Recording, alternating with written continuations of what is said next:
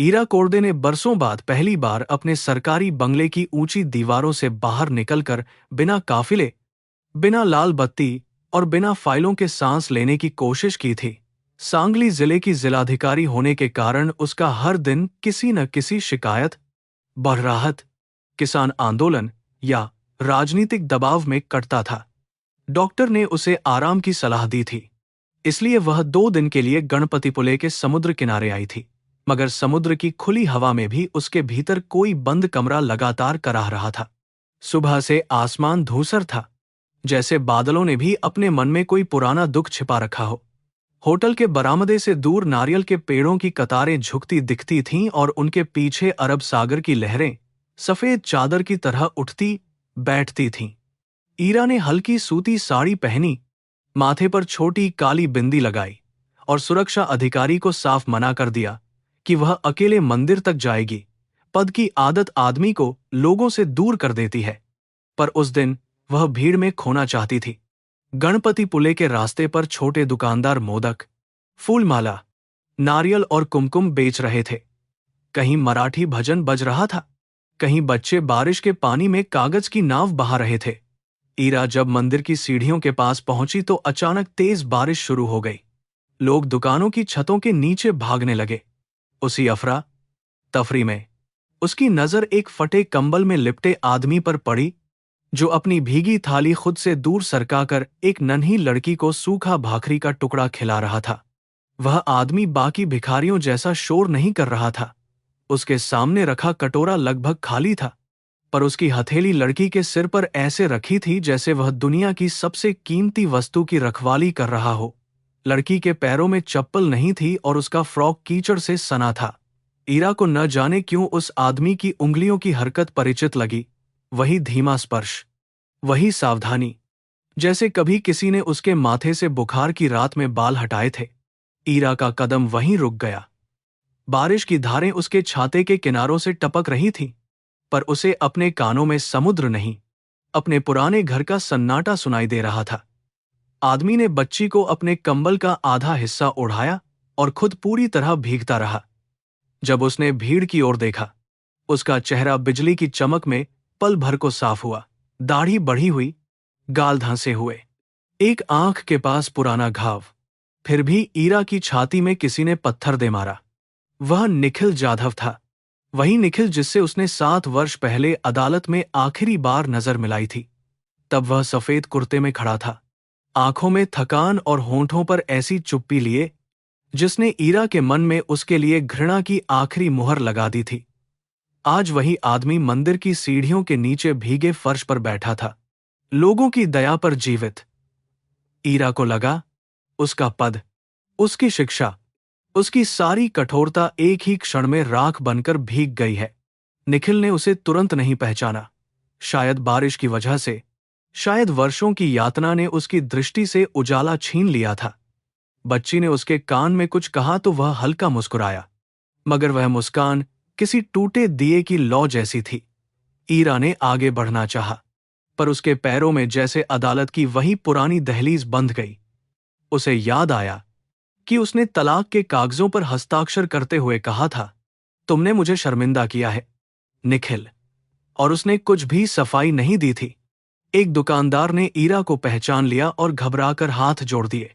Madam, आप यहां पहले क्यों नहीं बताया? उसकी आवाज सुनते ही आसपास के लोग मुड़ने लगे। ईरा ने जल्दी से इशारे से उसे चुप कराया, पर निखिल का चेहरा उसकी ओर उठ चुका था। कुछ क्षणों तक उसकी आंखें खाली रहीं, फिर उनमें पहचान का एक कांपता हुआ उजाला आया। उसने कटोरे को पीछे खिसकाया, जैसे अपनी गरीबी को उससे छिपाना चाहता हो। उस छोटे से हावभाव ने ईरा को भीतर तक चीर दिया। निखिल। ईरा के मुंह से केवल इतना निकला, पर यह नाम उसके गले में वर्षों से फांसा कांटा बनकर बाहर आया। निखिल ने बच्ची का हाथ पकड़ा और उठने की कोशिश की, पर उसका कमजोर शरीर लड़खड़ा गया। ईरा ने सहजता से हाथ बढ़ाया, फिर अचानक ठिठक गई। कभी यही हाथ उसने अदालत में उससे छीन लिया था। निखिल ने सहारा नहीं लिया। उसने दोनों हथेलियां जोड़कर सिर झुका दिया, जैसे वह किसी अधिकारी को प्रणाम कर रहा हो, न कि अपनी कभी की पत्नी को। मैडम, हम रास्ते से हट जाते हैं, उसने धीमे स्वर में कहा। उसे एक शब्द मैडम ने ईरा को किसी सार्वजनिक अपमान से अधिक चोट पहुंचाई। उसे लगा जैसे उनके बीच का सारा अतीत, विवाह की अग्नि, सावन की शामें, साझा चाय, बीमारियों की रातें, सब किसी सरकारी फाइल में बदलकर बंद कर दिया गया हो। बच्ची ने डरकर निखिल की धोती पकड़ ली। ईरा ने पूछा, यह बच्ची कौन है? निखिल ने उसकी ओर देखा, फिर नजरें झुका लीं। समुद्र किनारे मिली थी, भूखी थी। ईरा ने अपने पर्स से पैसे निकालने चाहे, पर निखिल के चेहरे पर अचानक ऐसी कठोरता आई जो उसके टूटे शरीर से मेल नहीं खाती थी। कृपा मत कीजिए, उसने कहा। जिसे आपने विश्वास नहीं दिया, उसे सिक्के मत दीजिए। बारिश पहले से तेज हो गई। भीड़ अब तमाशा देखने लगी थी, पर किसी को उनके बीच छिपे इतिहास का पता नहीं था। ईरा का हाथ हवा में ठहरा रह गया। वह जिलाधिकारी थी, आदेश दे सकती थी, राहत बांट सकती थी, अपराधियों को जेल भेज सकती थी, पर उस क्षण उसके पास कोई अधिकार नहीं था। बच्ची ने निखिल से पूछा, बाबा, ये दीदी रो क्यों रही हैं? ईरा को तब एहसास हुआ कि उसकी आंखों से आंसू बह रहे थे। उसने तुरंत चेहरा मोड़ लिया, पर देर हो चुकी थी। निखिल ने पहली बार उसे ध्यान से देखा। उसके चेहरे पर कोई विजय नहीं थी, कोई शिकायत भी नहीं, केवल गहरी थकान थी। यह थकान भूख से बड़ी थी, बीमारी से बड़ी थी। मानो वह वर्षों से किसी ऐसे सत्य को ढो रहा हो जिसे कह देने पर भी कोई वापस नहीं आएगा। ईरा ने सुरक्षा अधिकारी को फोन करने की कोशिश की, फिर रुक गई। सरकारी गाड़ी, पुलिस और होटल का स्टाफ आते ही निखिल फिर भीड़ में तमाशा बन जाता। उसने पास की चाय की दुकान वाले से कहा कि एक सूखी जगह दे दे। दुकानदार ने तुरंत पिछली ओर का छोटा कमरा खोल दिया, जहां धुएं, चायपत्ती और गीली लकड़ियों की गंध भरी थी। निखिल भीतर जाने को तैयार नहीं था, पर बच्ची कांप रही थी। अंततः उसने उसे गोद में उठाया और चुपचाप अंदर चला गया। कमरे की दीवारों पर गणेश जी का कैलेंडर, एक फीकी क्रिकेट टीम की तस्वीर और सूखते हुए प्लास्टिक के थैले टांगे थे। ईरा लकड़ी की बेंच पर बैठी और निखिल दरवाजे के पास जमीन पर। यह दूरी किसी कमरे की नहीं, 7 वर्षों की थी। दुकानदार ने चाय रखी। निखिल ने कप बच्ची की ओर बढ़ाया, खुद नहीं पिया। ईरा ने देखा कि उसके हाथों पर पुराने जलने के निशान थे। वह निखिल, जिसे वह कभी साफ इस्त्री की शर्त में देखती थी, अब अपने घावों को भी चुपचाप पहनता था। तुम यहां कैसे पहुंचे? ईरा ने पूछा, पर आवाज में अधिकारी की कठोरता नहीं, अपराधिनी की थरथराहट थी। निखिल कुछ देर चुप रहा। बाहर बारिश टीन की छत पर ढोलक की तरह बजती रही। फिर उसने कहा, रास्ते लंबे थे ईरा जी, हर रास्ते का हिसाब देना जरूरी नहीं ईरा जी। इस नए संबोधन ने उसे फिर घायल किया। उसने धीमे से कहा, मैंने तुम्हें इस हालत में कभी नहीं सोचा था। निखिल ने फीकी मुस्कान से जवाब दिया, किसी ने मुझे इस हालत में बनाने की भी नहीं सोची थी। ईरा ने बच्ची का नाम पूछा। चिंगी, निखिल ने कहा। असली नाम शायद कोई और होगा, पर जब मिली थी तो चिड़िया की तरह कांप रही थी। चिंगी ने चाय का कप दोनों हाथों से पकड़ रखा था और ईरा को संदेह से देख रही थी। बाबा किसी से पैसा नहीं लेते, उसने अचानक कहा। वो रात को लोगों के जूते साफ करते हैं, दिन में भजन गाते हैं। ईरा के भीतर फिर कुछ टूट गया। जो आदमी कभी पुल बनाता था, वह अब दूसरों की धूल साफ कर रहा था, और फिर भी अपनी गरिमा बचाए था। दुकानदार ने धीमे स्वर में ईरा से कहा कि यह आदमी पिछले 6 महीनों से आसपास दिखता है। कभी मंदिर के बाहर बैठता है, कभी बस अड्डे पर खोए बच्चों को पुलिस चौकी तक पहुंचाता है। किसी ने उसे शराब पीते नहीं देखा, किसी से झगड़ते नहीं देखा। कुछ लोग उसे पागल कहते हैं, क्योंकि वह रात में समुद्र से बातें करता है। ईरा ने सुना और उसकी आंखों के सामने अदालत का वह दिन घूम गया, जब सबूतों, अफवाहों और रिश्तेदारों की बातों ने उसे निखिल से बड़ा झूठा बना दिया था। निखिल अचानक उठ खड़ा हुआ। हमें जाना होगा, उसने कहा। चिंगी ने अधूरी चाय रख दी और उसका हाथ पकड़ लिया। ईरा भी उठी। कहाँ जाओगे? इस बारिश में उसके स्वर में आदेश लौटना चाहता था, पर विनती बन गया। निखिल ने बाहर बहते पानी को देखा, जहां कल भी थे। उसने कहा, पुल के नीचे जगह मिल जाती है। ईरा ने आंखें बंद कर लीं। सांगली की जिलाधिकारी, जिसके हस्ताक्षर से आश्रय गृह खुलते थे, अपने पूर्व पति को पुल के नीचे सोने से रोकने की भाषा खोज रही थी। कम से कम आज रात मेरे कहने पर आश्रम चलो, ईरा ने कहा। निखिल ने सिर हिलाया। आश्रम में नाम पूछेंगे, कागज पूछेंगे, अतीत पूछेंगे। मैं चिंगी को उन सवालों में नहीं डालना चाहता। उसकी आवाज में ऐसी रक्षा थी जो किसी पिता की होती है, चाहे रक्त का रिश्ता न हो। ईरा ने पहली बार समझा कि निखिल ने अपने लिए नहीं, इस बच्ची के लिए दुनिया से बची हुई जिद संभाल रखी है। वह कुछ कहती, उससे पहले बाहर मंदिर की घंटियां बज उठीं और बारिश थोड़ी थम गई। निखिल दरवाजे से बाहर निकला तो भीड़ छंट चुकी थी। समुद्र की ओर से आती हवा में नमक और मिट्टी की गंध थी। ईरा उसके पीछे कुछ कदम चली। निखिल, क्या तुमने सचमुच वह सब किया था जिसके लिए मैंने तुम्हें छोड़ा? यह प्रश्न वर्षों देर से निकला, पर निकलते ही उसके आसपास की हवा भारी हो गई। निखिल ठिठका, पर मुड़ा नहीं। उसकी पीठ भीगी हुई थी, कंधे बहुत पतले लग रहे थे। उसने केवल इतना कहा, जब भरोसा मर जाता है, सच उसके दाह संस्कार में देर से पहुंचता है। ईरा वहीं खड़ी रह गई। निखिल चिंगी का हाथ थामे मंदिर की सीढ़ियों से नीचे उतर गया और भीड़ में खोने से पहले एक क्षण को बच्ची ने पीछे मुड़कर ईरा को देखा। उस नजर में डर नहीं था, बल्कि उलझन थी, जैसे वह पूछ रही हो कि जो स्त्री रो रही थी, उसने बाबा को रोका क्यों नहीं? ईरा के भीतर वर्षों से जमा अभिमान पहली बार पूरी तरह झुक गया। समुद्र की लहरें सामने चट्टानों से टकरा रही थीं, पर उससे अधिक शोर उसके हृदय में उठ रहा था। होटल लौटते समय ईरा ने सरकारी फोन बंद कर दिया। कमरे में रखी फाइलें, फल, मिनरल पानी और मुलायम बिस्तर उसे अचानक अपराध की वस्तुएं लगने लगे। उसने शीशे में अपना चेहरा देखा, वही चेहरा जिसे लोग सम्मान से देखते थे, आज उसे कठोर और अजनबी लगा। उसने मेज पर रखा सिंदूरदान खोला, जिसे वह वर्षों से केवल अपनी मां की स्मृति में साथ रखती थी। उंगलियां कांपीं, पर उसने कुछ नहीं लगाया। बाहर बारिश फिर शुरू हो गई और ईरा ने पहली बार निखिल को खोजने का निर्णय लिया। अधिकारी बनकर नहीं, उस स्त्री बनकर जिसने शायद सबसे बड़ा अन्याय अपने ही घर में किया था। निखिल को खोजने का निर्णय लेते ही ईरा की रात किसी अनदेखी अदालत में बदल गई। वह बिस्तर पर बैठी रही, पर उसकी चेतना बार बार 7 वर्ष पीछे भागती रही। जब पहली बार उसने निखिल जाधव को पुणे के एक पुस्तक मेले में देखा था, वह किसी महंगी दुकान पर नहीं, पुराने मराठी उपन्यासों की धूल भरी मेज के पास खड़ा था और एक गरीब छात्र के लिए किताबों की कीमत दुकानदार से कम करवा रहा था। ईरा ने तब सोचा था, इस आदमी के भीतर दुनिया को थोड़ा कम कठोर बनाने की मूर्खतापूर्ण जिद है। उस समय ईरा प्रशासनिक सेवा की तैयारी कर रही थी और कोडे परिवार की सारी उम्मीदें उसके कंधों पर रखी थीं।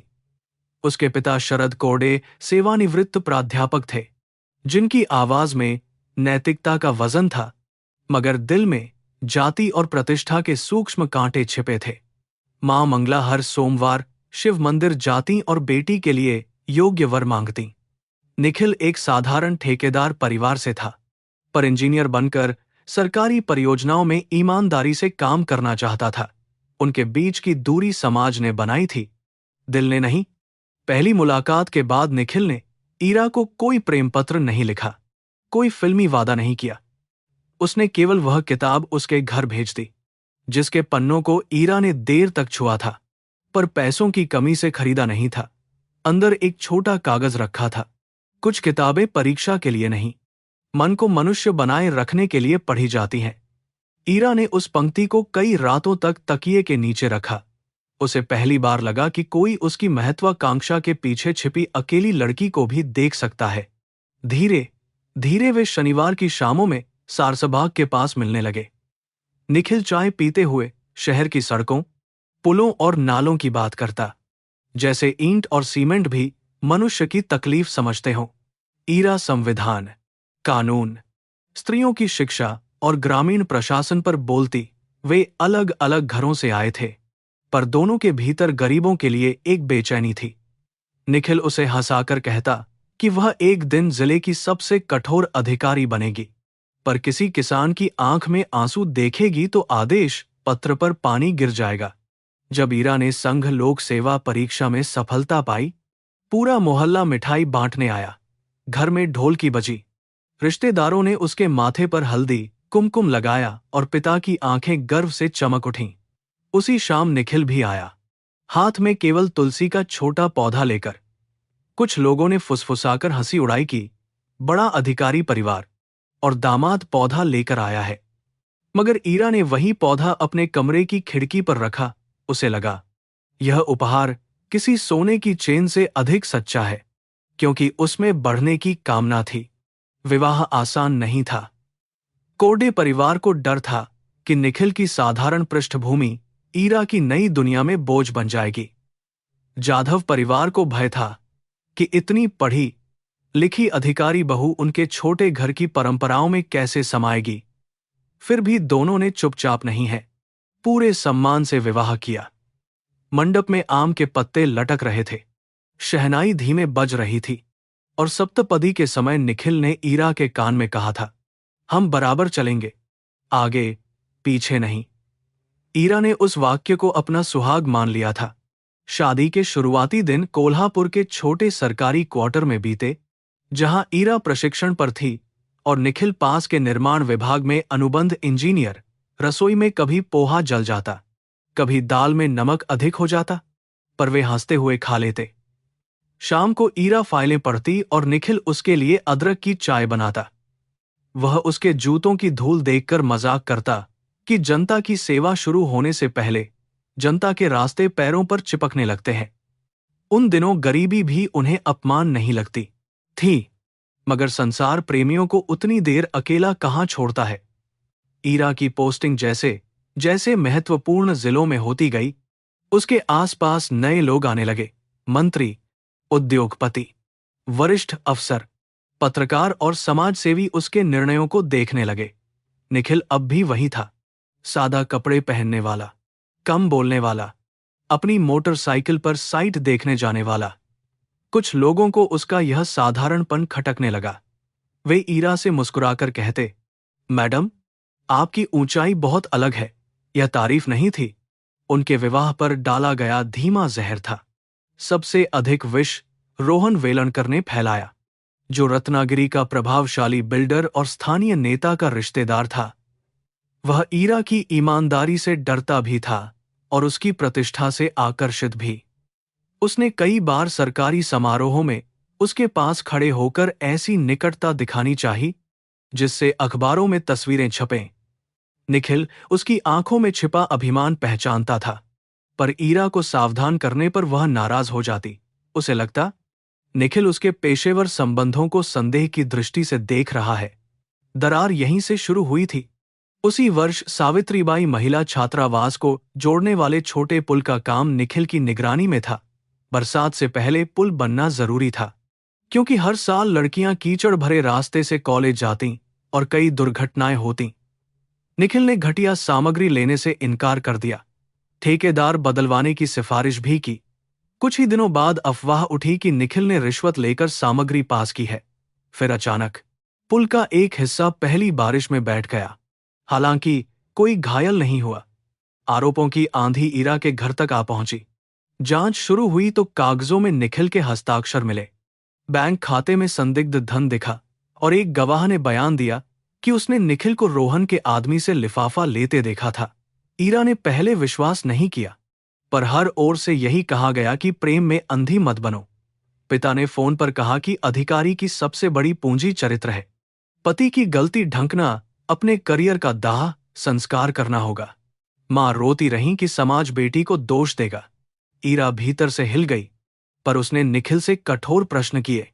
निखिल ने केवल इतना कहा कि उसने कोई रिश्वत नहीं ली। जब ईरा ने बैंक खाते, हस्ताक्षर और गवाह की बात उठाई तो वह लंबी चुप्पी में डूब गया।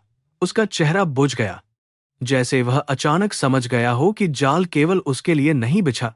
वह कह सकता था कि कागज चोरी हुए, हस्ताक्षर की नकल हुई, पैसा किसी ने डलवाया, पर वह किसी कारण से सब कुछ स्पष्ट नहीं कर रहा था। ईरा ने उसकी चुप्पी को अपराध समझ लिया। विवाह में सबसे खतरनाक क्षण वही होता है जब मौन को झूठ मान लिया जाए। कुछ दिनों बाद ईरा को अज्ञात लिफाफा मिला। उसमें ऐसी तस्वीरें थीं जिनमें रोहन की पार्टी में निखिल को शराब की मेज के पास दिखाया गया था, जबकि ईरा जानती थी कि निखिल शराब नहीं पीता। फिर भी तस्वीरों की चालाकी ने संदेह को आकार दे दिया। उसी रात रोहन ने फोन पर सहानुभूति जताई और कहा कि बड़े पद पर बैठी स्त्री को भावनाओं से ऊपर उठना पड़ता है।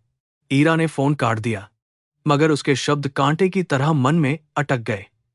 निखिल कमरे में आया तो उसने पहली बार उससे दूरी बनाकर बैठना चुना। जाधव घराने में भी आग लगी। निखिल की मां वंदना जाधव, जो परंपराओं में विश्वास रखती थीं, ईरा पर आरोप लगाने लगीं कि बहू की नौकरी ने बेटे की किस्मत खा ली। ईरा को यह सुनकर अपमान हुआ। उसने सोचा, जिस घर को उसने स्वीकार किया वही उसे बाहरी मान रहा है। निखिल मां और पत्नी के बीच दीवार बनकर खड़ा होने की जगह और अधिक चुप रहने लगा। उसे शायद डर था कि सच बोलने से ईरा किसी बड़े षड्यंत्र में फंस जाएगी, मगर ईरा को लगा कि वह अपनी मां और अपने अपराध दोनों को बचा रहा है। एक रात ईरा ने उसके सामने तलाक की बात रखी। बाहर गणेश विसर्जन की ढोल ताशा टोली गुजर रही थी और घर के भीतर उनका संबंध अंतिम सांस ले रहा था। निखिल ने लंबे समय तक कुछ नहीं कहा। फिर अलमारी से विवाह की छोटी सी तस्वीर निकाली, उसे देखा और वापस रख दिया। अगर तुम्हें मेरी उपस्थिति तुम्हारी न्याय बुद्धि पर बोझ लगती है तो मैं हट जाता हूं, उसने कहा। ईरा चाहती थी कि वह चीखे, सफाई दे, उसे पकड़कर कहे कि वह भूल कर रही है, मगर उसकी शांति ने उसे और कठोर बना दिया। अदालत का दिन सूखा और निर्दयी था। दोनों परिवारों के लोग अलग अलग कोनों में बैठे थे। ईरा ने सफेद साड़ी पहनी थी और आंखों पर नींद की कमी उतर आई थी। निखिल ने कोई दावा नहीं किया, कोई प्रतिवाद नहीं रखा। उसने बस कहा कि वह ईरा के भविष्य में बाधा नहीं बनेगा। न्यायाधीश ने औपचारिक शब्द पढ़े, कागजों पर हस्ताक्षर हुए और एक घर कानून की भाषा में समाप्त हो गया। बाहर निकलते समय ईरा ने पूछा, तुम सच बोलकर मुझे रोक क्यों नहीं लेते? निखिल ने उत्तर नहीं दिया। तलाक के बाद ईरा ने अपने भीतर की हर कोमलता को अनुशासन में बदल दिया। वह पहले से अधिक कठोर अधिकारी बन गई। अवैध खनन रोका, राशन घोटाले पकड़े, बाल विवाह बंद करवाए। पर रात में जब सरकारी बंगले की रोशनी बुझती तो किसी अनकहे प्रश्न की आहट आती, निखिल कहाँ गया? उसने कभी पता नहीं किया। उसने खुद को समझाया कि अपराधियों का अंत ऐसा ही होता है, किंतु हृदय अजीब होता है। वह निर्णय स्वीकार कर लेता है, पर स्मृतियों के विरुद्ध कोई अंतिम आदेश जारी नहीं कर पाता। उधर निखिल की कथा ईरा से अलग अंधेरी दिशा में चली गई थी, जिसका उसे कोई ज्ञान नहीं था। पुल प्रकरण में विभागीय कार्रवाई हुई। निजी कंपनियों ने उसे काम देना बंद कर दिया और गांव के लोग उसे शक की दृष्टि से देखने लगे। पिता पहले ही गुजर चुके थे। मां अपमान से बीमार रहने लगी। निखिल ने शहर छोड़ दिया। कुछ लोगों ने कहा वह नागपुर गया, किसी ने कहा गोवा में मजदूरी करता है। सच यह था कि वह हर जगह थोड़े दिन रहता और किसी को अपना पूरा नाम नहीं बताता, जैसे नाम भी बोझ बन चुका हो। ईरा की स्मृतियों में वह अंतिम रात बार बार लौटती रही। उसने अब महसूस किया कि निखिल की चुप्पी में अपराधी की चालाकी नहीं, किसी रक्षक की विवशता थी। वह क्यों कहता रहा कि कुछ रास्तों का हिसाब देना जरूरी नहीं, किससे बचा रहा था। वह रोहन वेलणकर का चेहरा उसके सामने उभरा। वही चिपचिपी विनम्रता, वही सहानुभूति में छिपा स्वार्थ। ईरा ने तकिए के पास पड़ा फोन उठाया और अपने पुराने विश्वस्त क्लर्क भास्कर सावंत को संदेश लिखा कि 7 वर्ष पुराने सावित्रीबाई पुल प्रकरण की सभी फाइलें सुबह तक गुप्त रूप से भेजी जाएं। सुबह होने से पहले ही ईरा होटल की बालकनी में खड़ी थी। समुद्र अब शांत था, पर उसकी छाती में तूफान जाग चुका था। मंदिर की दिशा में दूर से शंख ध्वनि सुनाई दी। उसे लगा गणपति केवल विघ्नहर्ता नहीं, कभी कभी मनुष्य को उसके ही बनाए भ्रमों के सामने खड़ा करने वाले साक्षी भी होते हैं। उसने चाय को छुआ तक नहीं। सरकारी पहचान छिपाने के लिए साधारण सलवार कुर्ता पहना और होटल के पिछले दरवाजे से बाहर निकली। आज उसे निखिल को ढूंढना था। पर उससे भी पहले अपने भीतर के न्याय को जगाना था। बस अड्डे के पास उसे चप्पल सिलने वाला बूढ़ा मिला, जिसने बताया कि एक लंगड़ाकर चलने वाला आदमी रात को बच्चों को लेकर पुराने मछुआरा शेड में सोता है। ईरा वहां पहुंची तो शेड खाली था, पर कोने में सूखी घास पर एक टूटी स्लेट पड़ी थी। उस पर टेढ़े अक्षरों में लिखा था, चिंगी पढ़ेगी तो समुद्र से भी बड़ी होगी। ईरा ने स्लेट उठाई और बहुत देर तक देखती रही। निखिल, जिसे समाज ने भिखारी बना दिया था, किसी बच्ची को अक्षर दे रहा था। उसी क्षण उसे लगा कि सच्चा पतन शायद गरीबी नहीं, किसी निर्दोष पर अविश्वास करना है। मछुआरा शेड से लौटते हुए ईरा ने पहली बार अपने पद की सीमाएं साफ देखीं। वह किसी गांव का नक्शा बदल सकती थी, किसी अवैध निर्माण पर बुलडोजर चलवा सकती थी, पर एक आदमी के टूटे हुए विश्वास को किस आदेश से वापस लाती? भास्कर सावंत ने दोपहर तक पुरानी फाइलें भेज दी। ईरा ने होटल के कमरे में दरवाजा बंद कर दस्तावेज खोले। हर पन्ने पर सरकारी भाषा की ठंडी स्याही थी, मगर उनके बीच कहीं निखिल की बर्बादी की गर्म राख छिपी थी। फाइल में दर्ज था कि पुल के नमूनों की जांच एक निजी प्रयोगशाला ने की थी, जिसका मालिक बाद में रोहन वेलणकर की कंपनी में निदेशक बना। बैंक खाते में आई रकम उस दिन जमा हुई थी जब निखिल अस्पताल में अपनी मां के साथ था। गवाह गणु मोहिते ने बाद में बयान बदला था, पर संशोधित बयान रिकॉर्ड में दबा दिया गया। ईरा की उंगलियां कांपने लगीं। उसने इतने वर्षों तक कानून को अपना धर्म माना था, पर अपने ही जीवन के सबसे निर्णायक मामले में उसने अपूर्ण कागजों को सत्य मान लिया था। शाम ढलते ही वह फिर गणपति पुले के बाजार में निकली। मंदिर के पीछे की संकरी गलियों में मछली, धूप बत्ती, भीगी मिट्टी और गरीब घरों के चूल्हों की मिली जुली गंध तैर रही थी। एक फूल बेचने वाली बूढ़ी ने बताया कि निखिल रोज शाम समुद्र किनारे बच्चों को पढ़ाता है, फिर रात में मंदिर के बाहर भजन गाता है। पागल नहीं है वह, बूढ़ी ने कहा। बस दुनिया ने उसे इतना दुख दिया कि उसने अपना दुख दूसरों की भूख में बांट दिया। ईरा ने सिर झुका लिया। समुद्र किनारे वह दृश्य ईरा ने कभी सोचा भी नहीं था। टूटे हुए नावों के बीच 5 बच्चे बैठे थे। निखिल गीली रेत पर लकड़ी से अक्षर लिख रहा था, और चिंगी उन अक्षरों को बोल बोल कर दोहरा रही थी। एक लड़का, जिसके हाथ में पट्टी बांधी थी, निखिल की धोती पकड़े बैठा था।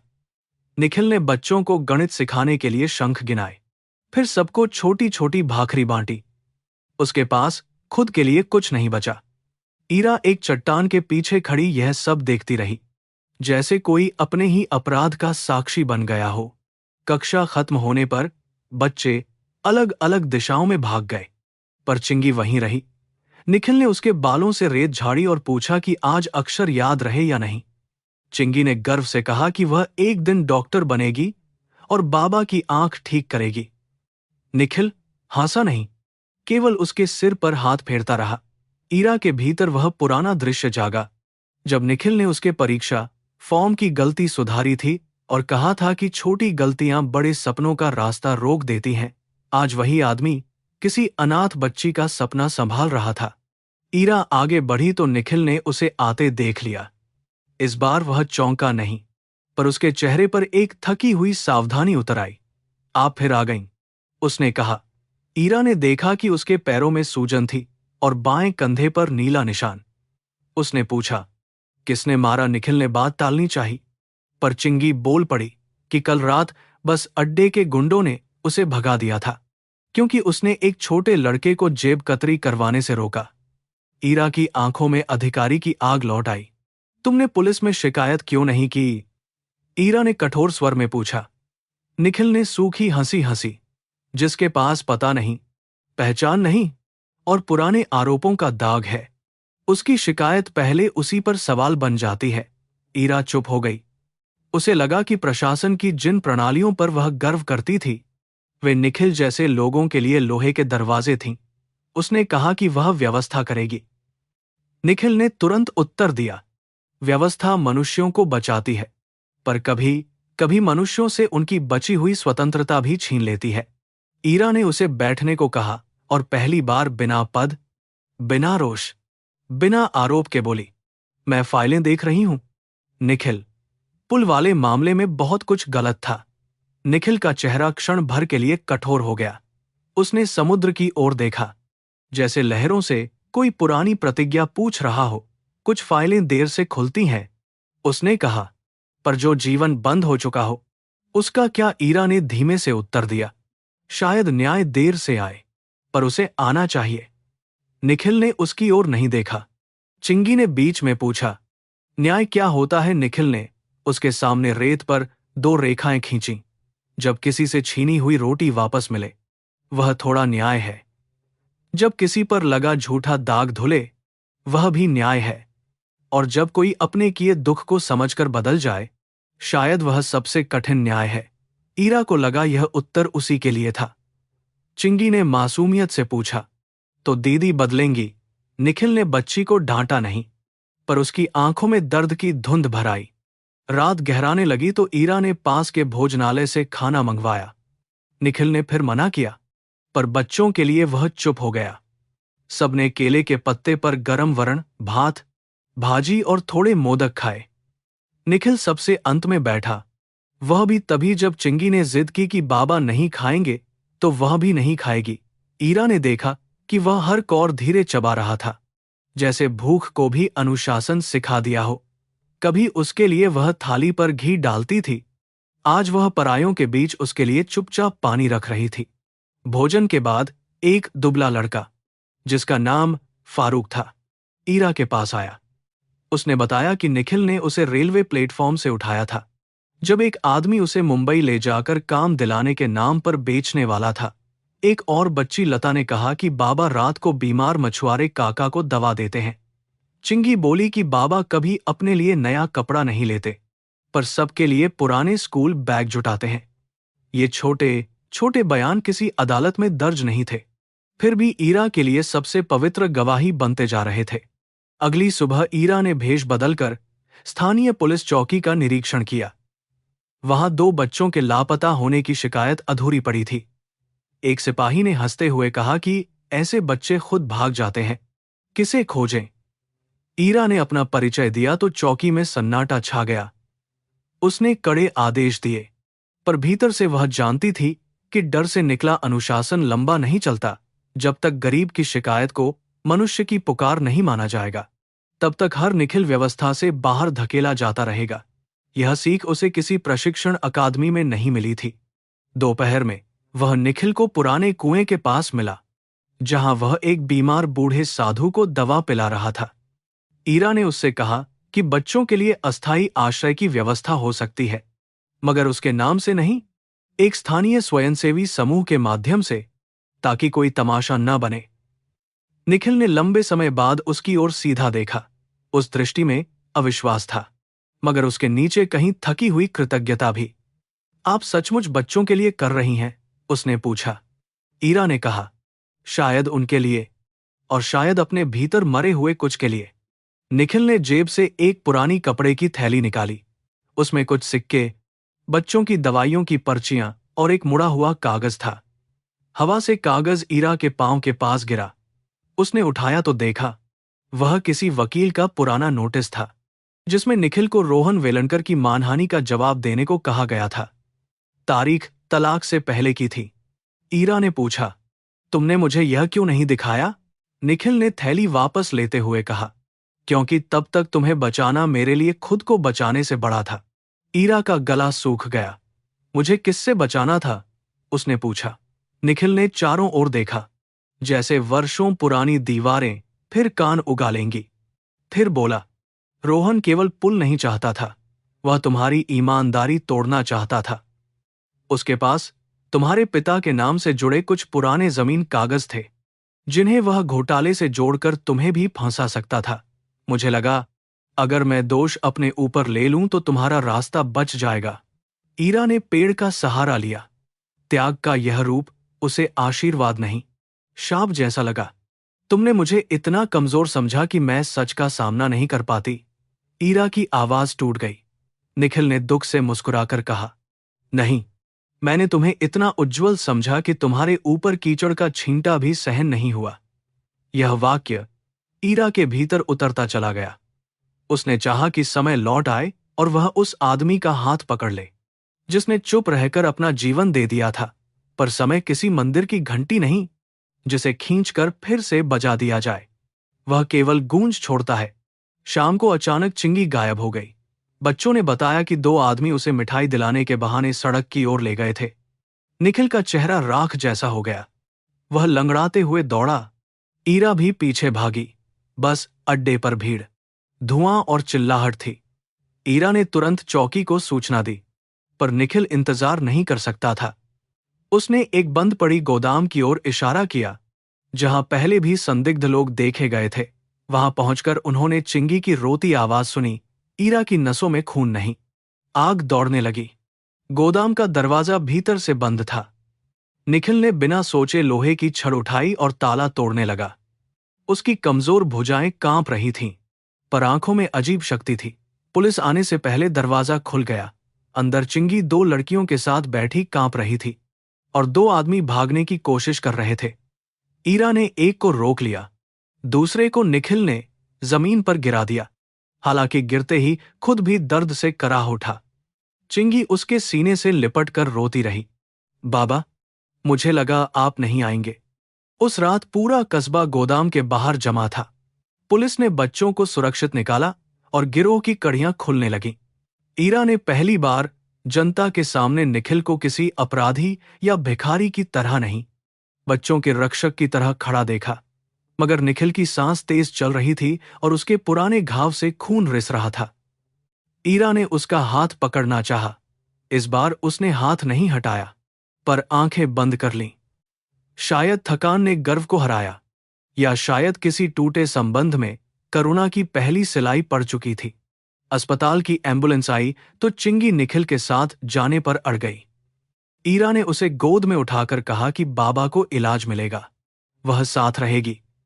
बच्ची ने ईरा के आंचल को पकड़ा और धीरे से पूछा, आप बाबा को छोड़कर फिर चली जाएंगी? यह प्रश्न निखिल ने नहीं पूछा था, पर उसके मौन में वर्षों से यही जल रहा था। ईरा ने बच्ची के सिर पर हाथ रखा, पर उत्तर देते समय उसकी आंखें निखिल पर थीं। नहीं, उसने कहा, इस बार मैं भागूंगी नहीं। बाहर समुद्र अंधेरे में गरज रहा था, मानो सत्य की अगली लहर आने वाली हो। अस्पताल की सफेद रोशनी में निखिल का चेहरा और अधिक पीला लग रहा था। डॉक्टर ने कहा कि चोट नहीं है, पर शरीर की कमजोरी वर्षों पुरानी है। खून की कमी, फेफड़ों में संक्रमण और बाएं कंधे की हड्डी कभी सही से जुड़ी ही नहीं। ईरा ने कांच की खिड़की से उसे सोते देखा और उसकी हथेलियां ठंडी पड़ गईं। कभी वह उसके लिए गर्म दूध में हल्दी मिलाती थी, आज नर्स उसकी नसों में दवा चढ़ा रही थी। चिंगी बेंच पर सिकुड़ी बैठी थी, जैसे डरती हो कि बाबा नींद में भी खो जाएंगे। सुबह तक बच्चों की तस्करी वाले गिरोह के दो सदस्य कबूल कर चुके थे कि उन्हें स्थानीय दलालों से संरक्षण मिलता था। ईरा ने पुलिस अधीक्षक को सख्त निर्देश दिए, पर उसका मन केवल आधा वहां था। बाकी आधा निखिल के अतीत की उस सुरंग में उतर रहा था, जहां रोहन वेलणकर का नाम बार बार गूंज रहा था। भास्कर सावंत ने फोन पर बताया कि पुल प्रकरण से जुड़ी कुछ मूल फाइलें रत्नागिरी अभिलेखागार में नहीं, बल्कि सतारा के पुराने उपखंड कार्यालय में पड़ी हो सकती हैं। ईरा ने तय कर लिया कि उसे वहीं जाना होगा। निखिल जब होश में आया तो उसने सबसे पहले चिंगी को खोजा। बच्ची उसके पास दौड़कर आई और उसके हाथ से चिपक गई। ईरा दरवाजे पर खड़ी थी।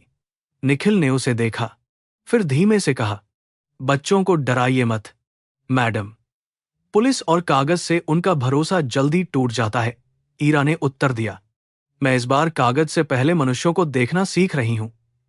निखिल ने कुछ नहीं कहा, पर उसकी आंखें पहली बार पूरी तरह बंद नहीं हुईं। उनमें संदेह था, किंतु उसके बीच एक पतली, थरथराती संभावना भी थी। दोपहर में ईरा ने उसे बताया कि वह सतारा जा रही है। यह सुनते ही निखिल की उंगलियां चादर में कस गईं। वहां मत जाइए, उसने कहा। कुछ दरवाजे खुलें तो केवल धूल नहीं, सांप भी निकलते हैं। ईरा ने शांत स्वर में पूछा, क्या तुम्हारी मां वहां है? निखिल ने चेहरा फेर लिया। अम्मा ने मुझे मर चुका मान लिया होगा। उसकी आवाज में शिकायत नहीं, टूटे हुए पुत्र का खालीपन था। ईरा ने पहली बार समझा कि उसके निर्णय ने केवल पति नहीं छीना था, किसी मां से बेटा भी छीन लिया था। सतारा की ओर जाती सड़क पर पहाड़ बादलों से घिरे थे, धान के खेतों के बीच छोटे मंदिर, चाय की टपरियां और बैलगाड़ियों की धीमी चाल उसे उस भारत की याद दिला रही थी जिसकी सेवा की शपथ उसने ली थी। मगर आज वह किसी निरीक्षण पर नहीं थी। वह अपने अपराध की जड़ खोजने जा रही थी। जीप में फाइलें खुली थीं, पर ईरा की आंखों के सामने निखिल का अस्पताल वाला चेहरा था। उसने ड्राइवर से गाड़ी धीमी करने को कहा। उसे लगा, जल्दी केवल अधिकारी करती है, पश्चाताप को हर मोड़ पहचानना पड़ता है। निखिल का गांव, वाठार, खुर्द, लाल मिट्टी, नीम के पेड़ों और पुराने कुओं का छोटा संसार था। गांव में प्रवेश करते ही कुछ लोग ईरा को पहचान गए, पर उसने किसी औपचारिक स्वागत से मना कर दिया। जाधव परिवार का घर कभी पक्का रहा होगा, पर अब उसकी दीवारों से चूना उतर चुका था। आंगन में तुलसी चौरा सूखा नहीं था। यह देखकर ईरा का हृदय कांपा। दरवाजे पर एक दुबली वृद्धा बैठी कपास की रुई समेट रही थी। वही वसुंधरा जाधव थीं, निखिल की मां, जिनकी आंखें उम्र से नहीं, प्रतीक्षा से धुंधली हो गई थीं। वसुंधरा ने ईरा को देखते ही पहले पहचानने से इनकार किया, फिर उसकी उंगलियां कांपीं और रुई जमीन पर बिखर गई। अब क्या लेने आई हो? उन्होंने कठोर स्वर में पूछा। ईरा ने सिर झुका लिया। वह जिलाधिकारी थी, फिर भी उस मां के सामने अपराधिनी की तरह खड़ी थी। सच लेने नहीं, लौटाने आई हूं, उसने कहा। वृद्धा की आंखें भर आईं, पर आवाज और कड़ी हो गई। सच, जब मेरा बेटा घर छोड़कर गया था, तब सबके पास सच था। कोई उसे सुनना नहीं चाहता था। घर के भीतर पुरानी पेटी में निखिल की किताबें, इंजीनियरिंग के ड्राइंग, विवाह की तस्वीरें और कुछ पत्र पड़े थे। वसुंधरा ने बताया कि तलाक के बाद निखिल एक रात आया था। मां के पैरों पर सिर रखकर बोला था कि उसे कहीं दूर जाना होगा। उसने किसी को दोष नहीं दिया, बस ईरा का नाम लेते समय उसकी आवाज टूट गई थी। मैंने गुस्से में कहा, जिस औरत ने तुझे छोड़ा, उसका नाम मत ले। वसुंधरा फूट पड़ी तो उसने कहा, अम्मा, उसे दोष मत देना। मैंने ही उसे अंधेरे में रखा। ईरा के लिए हर शब्द दंड था। वसुंधरा ने पेटी से एक पीला लिफाफा निकाला। यह उसने मेरे पास छोड़ा था। कहा था, अगर कभी ईरा सचमुच पूछने आए, तभी देना। ईरा के हाथ कांप गए। लिफाफे पर उसके नाम की लिखावट वही थी जिसे उसने कभी राशन सूची, किराने के कागज और प्रेम भरी छोटी पर्चियों पर देखा था। भीतर पत्र था, पर उसके साथ कुछ फोटोकॉपी भी थीं। जमीन के कागज, बैंक लेन देन, प्रयोगशाला रिपोर्ट और रोहन वेलंडकर की कंपनी से जुड़े नामों की सूची। पत्र में निखिल ने लिखा था कि रोहन ने ईरा के पिता की पुरानी विरासत वाली जमीन को अवैध अधिग्रहण से जोड़ने की धमकी दी थी। मामला वास्तविक नहीं था, पर दस्तावेजों की ऐसी गुत्थी बनाई गई थी कि ईरा पर हित, संघर्ष और भ्रष्टाचार का संदेह आ सकता था। निखिल ने सोचा कि यदि वह स्वयं दागदार हो गया तो ईरा की जांच उससे अलग कर दी जाएगी। उसने यह भी लिखा कि कुछ हस्ताक्षर उसके सामने नकली बनाए गए, पर प्रमाण जुटाने से पहले ही उसके खिलाफ मुकदमे और धमकियां शुरू हो गईं। ईरा की आंखों से आंसू पत्र पर गिरने लगे। पत्र का अंतिम हिस्सा और भी असहनीय था। निखिल ने लिखा था कि वह ईरा से नाराज नहीं, क्योंकि उसके पास केवल वही सत्य था जो उसे दिखाया गया। उसने आशा की थी कि एक दिन ईरा इतनी बड़ी अधिकारी बनेगी कि गरीब और बदनाम लोगों की बात भी पूरी सुनेगी। अगर मेरी चुप्पी से तुम्हारा मार्ग बचा, तो उसे दंड मत समझना, उसने लिखा था। पर अगर कभी मेरी याद आए, तो किसी ऐसे आदमी पर विश्वास कर लेना जिसके पास अपना बचाव करने की भाषा ना हो। ईरा ने पत्र सीने से लगा लिया और पहली बार खुलकर रोई। वसुंधरा भी बैठ गईं। दो स्त्रियां जिन्होंने अपने अपने अहंकार में एक ही आदमी खोया था, उसी पेटी के पास रो रही थीं। बाहर पीपल के पत्ते हवा में कांप रहे थे। वसुंधरा ने धीमे से कहा कि गांव के पुराने लेखपाल ने कई कागज छिपाकर रखे थे, पर वह रोहन के लोगों से डरता था। उसका नाम दत्तू काकड़े था और वह अब नदी किनारे छोटे घर में रहता था। ईरा ने आंसू पोंछे। दुख को न्याय में बदलने का क्षण आ चुका था। उसने वसुंधरा के पैर छुए। वृद्धा पीछे हटी नहीं। दत्तू काकड़े पहले मिलने को तैयार नहीं था। वह लकड़ी के दरवाजे के पीछे से बोलता रहा, कि उसे कुछ याद नहीं।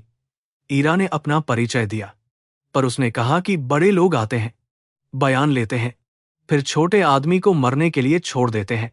तब ईरा ने पहली बार अपने पद का नहीं, अपने अपराध का परिचय दिया। उसने कहा, मैं वही स्त्री हूं जिसने झूठे कागजों के कारण अपने पति पर विश्वास खोया।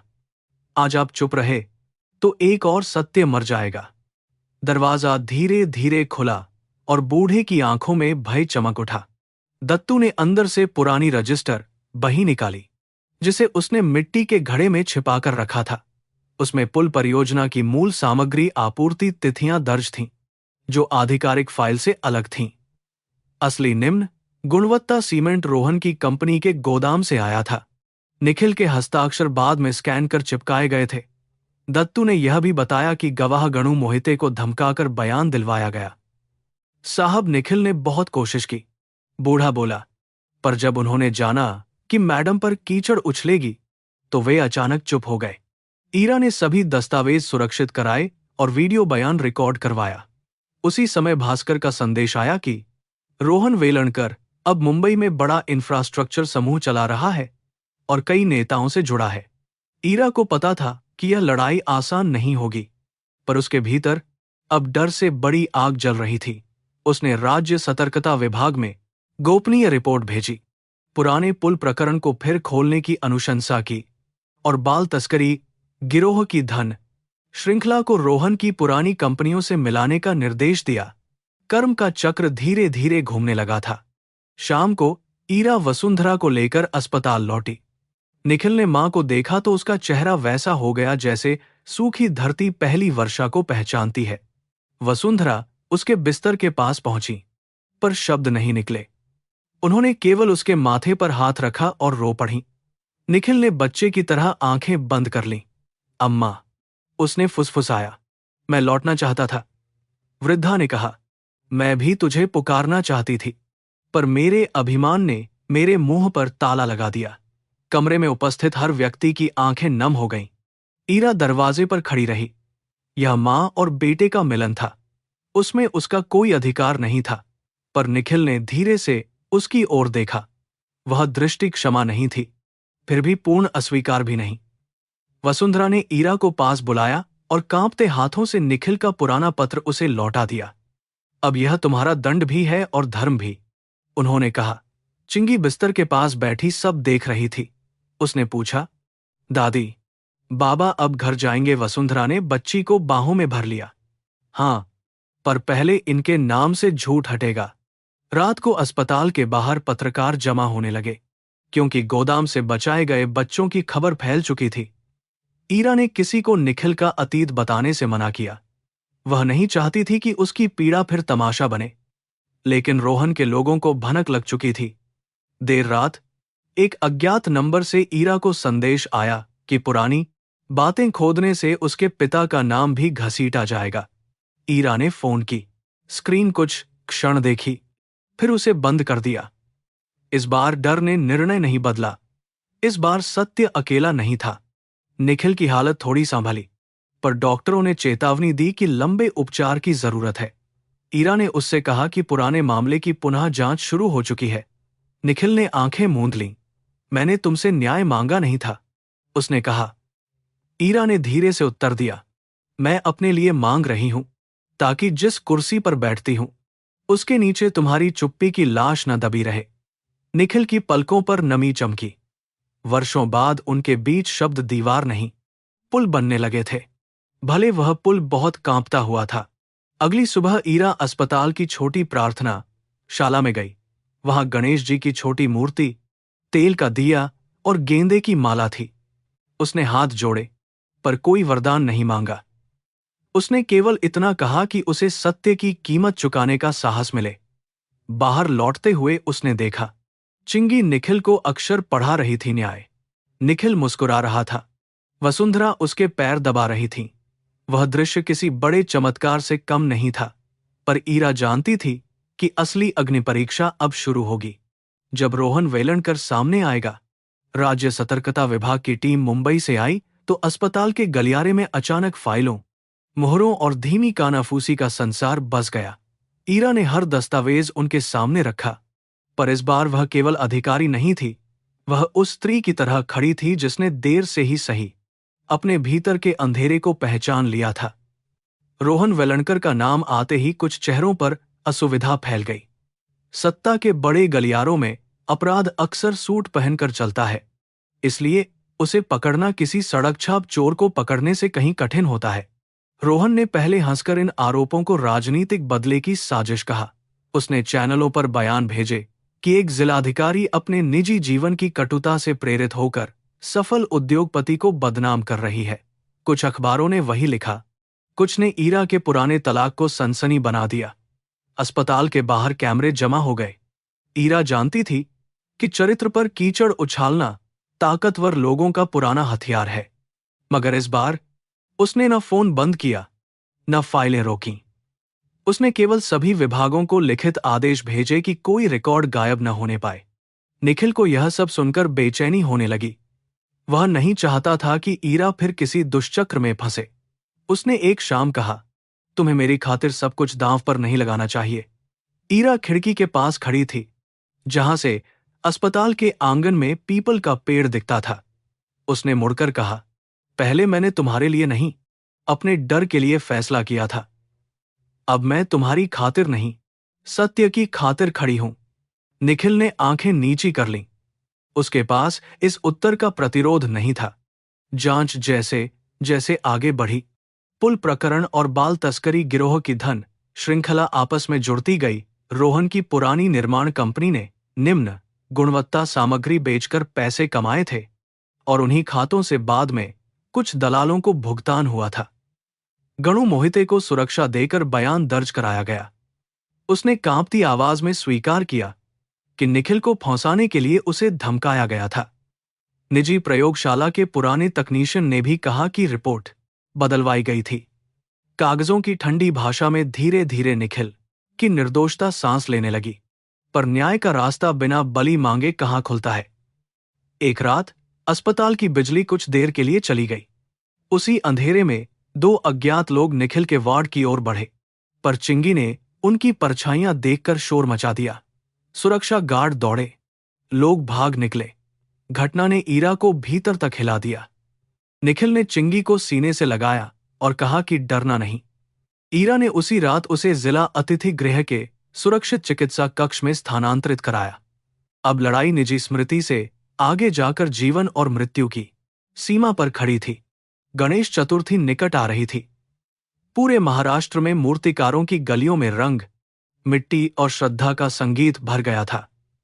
ईरा ने निर्णय लिया कि बचाए गए बच्चों निखिल और वसुंधरा को लेकर वह मुंबई के सिद्धिविनायक मंदिर जाएगी, जहां सत्य सार्वजनिक रूप से सामने आएगा। यह कोई प्रदर्शन नहीं, एक स्वीकार होगा। उसने प्रेस वार्ता की अनुमति ली, पर शर्त रखी कि बच्चों के चेहरे न दिखाए जाए। वह जानती थी कि गरीब की पीड़ा पर समाज जल्दी रोता है, पर उतनी ही जल्दी उसे तमाशा भी बना देता है। मुंबई पहुंचना निखिल के लिए कठिन था। रास्ते भर वह थकान से आंखें बंद किए रहा, जबकि चिंगी उसकी उंगलियां पकड़े अक्षर दोहराती रही। वसुंधरा खिड़की से बाहर भागते शहर को देखती और कभी कभी मंत्र बुदबुदाती। ईरा सामने की सीट पर बैठी फाइलें पढ़ रही थी, पर उसका मन उस दिन में लौट रहा था जब वह निखिल का हाथ छोड़कर अदालत से निकली थी। आज वही हाथ कमजोर था, पर उसने समाज के सबसे कमजोर बच्चों को थाम रखा था। ईरा को लगा, मनुष्य की गरिमा पद से नहीं, करुणा से जन्म लेती है। सिद्धिविनायक मंदिर के बाहर ढोल ताशे गूंज रहे थे। भक्तों की कतारें लंबी थीं। फूलों की दुकानों पर भीड़ थी। हवा में कपूर, नारियल और भीगे गुलाब की गंध तैर रही थी। निखिल व्हील चेयर पर बैठा था, पर उसने भीतर जाने से पहले उठने की जिद की। ईरा ने सहारा देना चाहा। कुछ क्षण वह झिझका, फिर अपना हाथ उसकी हथेली पर रख दिया। यह स्पर्श क्षमा की घोषणा नहीं था, पर 7 वर्षों की बर्फ में पड़ी पहली दरार अवश्य था। ईरा की आंखें भर आईं, पर उसने आंसू रोक लिए। मंदिर के शांत कोने में निखिल ने गणपति के सामने सिर झुकाया। उसने कुछ मांगा नहीं। शायद जिसने जीवन से इतना खोया हो, वह देवताओं से भी मांगना भूल जाता है। चिंगी ने उसके कान में कहा कि वह डॉक्टर बनेगी और बाबा को ठीक करेगी। निखिल मुस्कुराया। पहले पढ़ना सीख, फिर दुनिया को ठीक करना। ईरा ने उस वाक्य को भीतर उतारा। उसे लगा, यह आदमी भिखारी नहीं, समाज का वह ऋषि है जिसे हमने अपनी सुविधा से फुटपाथ पर बैठा दिया। उसके पास धन नहीं, मगर दूसरों को भविष्य देने का साहस था। प्रेस वार्ता मंदिर से दूर एक सामुदायिक सभागार में रखी गई। ईरा ने कैमरों के सामने खड़े होकर पहले अपना अपराध स्वीकार किया। उसने कहा कि 7 वर्ष पहले उसने अधूरे प्रमाणों और सामाजिक दबाव के कारण एक निर्दोष व्यक्ति पर विश्वास खोया।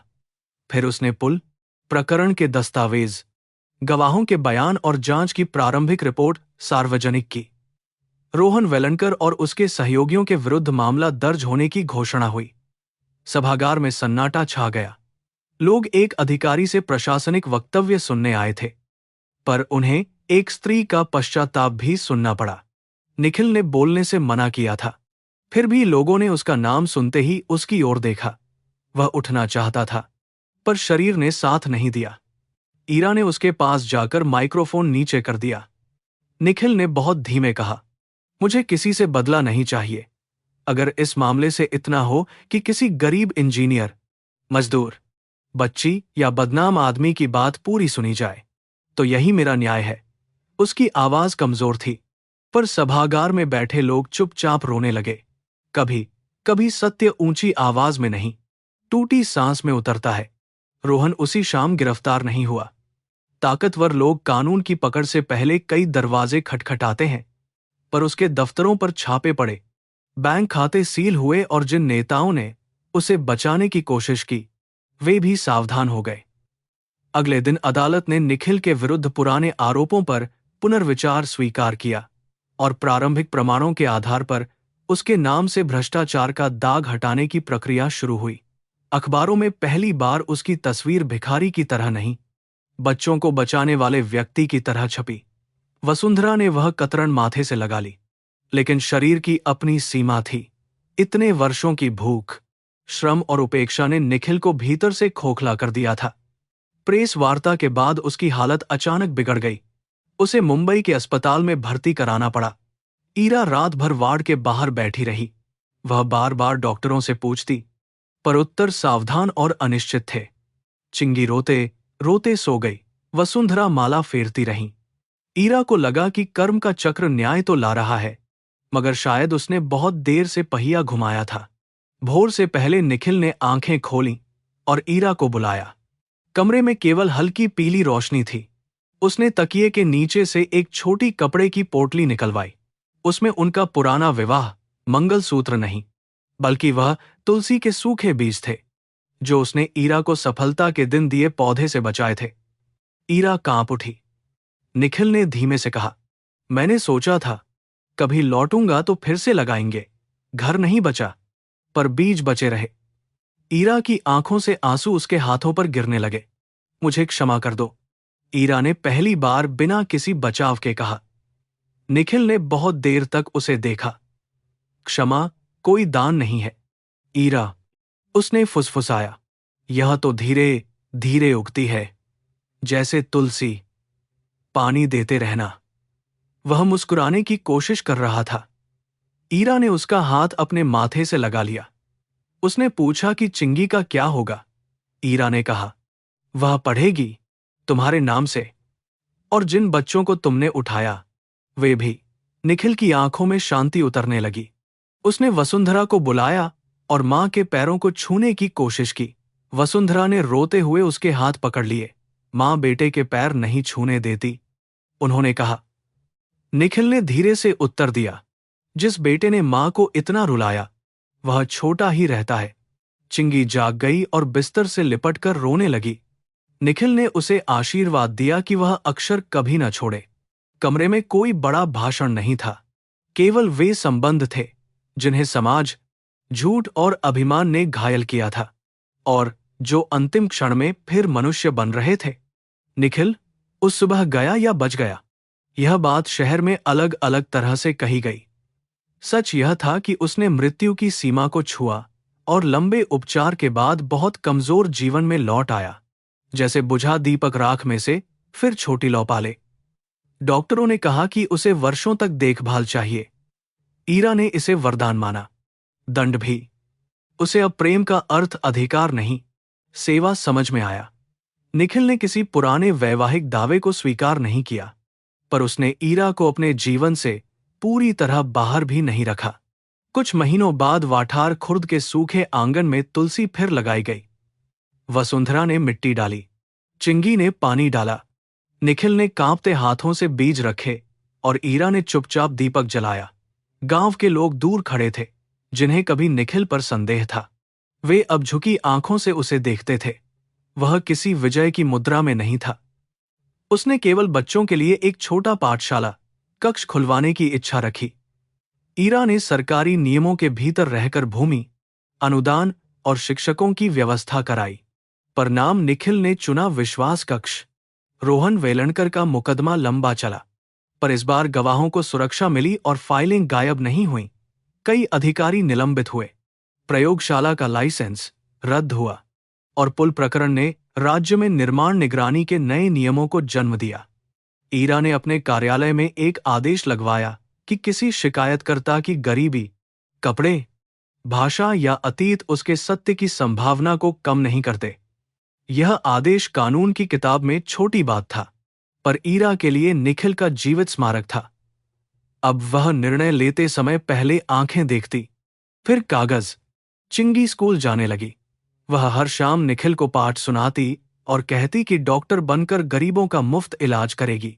निखिल अक्सर बरामदे में बैठा समुद्र की दिशा नहीं, खेतों की हरियाली देखता। ईरा जब भी गांव आती, वह उससे औपचारिक आदर से नहीं, शांत आत्मीयता से बात करता। उनके बीच पति पत्नी का पुराना घर फिर वैसा नहीं बना, पर एक नया आंगन बन गया, जिसमें पश्चाताप, सम्मान और करुणा साथ बैठते थे। ईरा ने समझा कि कुछ संबंध लौटकर पहले जैसे नहीं होते, वे टूटकर अधिक सच्चे हो जाते हैं। गणेश चतुर्थी के अगले वर्ष ईरा, निखिल, वसुंधरा, चिंगी और वे सभी बच्चे फिर गणपतिपुर ले गए। मंदिर की वही सीढ़ियां थीं, वही समुद्र, वही दुकानों की पुकार, मगर अब दृश्य बदल चुका था। जहां ईरा ने कभी निखिल को भीगे कंबल में बैठा देखा था, वहां बच्चों ने फूल चढ़ाए, निखिल ने कटोरा नहीं, किताबों की गठरी पकड़ी थी। ईरा ने चुपचाप उस जगह को प्रणाम किया। उसे लगा, मनुष्य का पतन किसी फुटपाथ पर नहीं, अविश्वास में होता है, और पुनर्जन्म किसी चमत्कार से नहीं, स्वीकार से शुरू होता है। जब आरती की लौ सबके चेहरों पर पड़ी, ईरा ने निखिल की ओर देखा। उसके चेहरे पर बीमारी की रेखाएं थीं, पर आंखों में वह शांत प्रकाश लौट आया था, जिसके कारण वह कभी उससे प्रेम कर बैठी थी। निखिल ने धीमे से कहा, तुलसी में नई पत्तियां आई हैं।